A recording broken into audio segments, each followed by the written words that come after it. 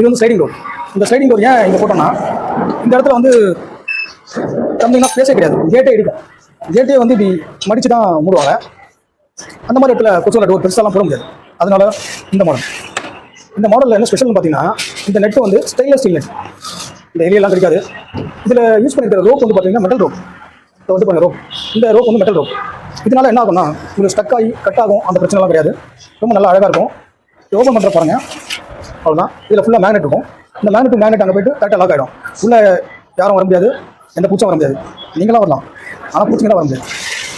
அவ்வளோதான் பாருங்கள், locking system நல்லா பார்க்கவே நல்லா ஸ்ட்ராங்கான டோர். இது லேட்டஸ்ட் மாடல். இந்த மெட்டல் ஸ்டெயின்லெஸ் ஸ்டீல் வருது.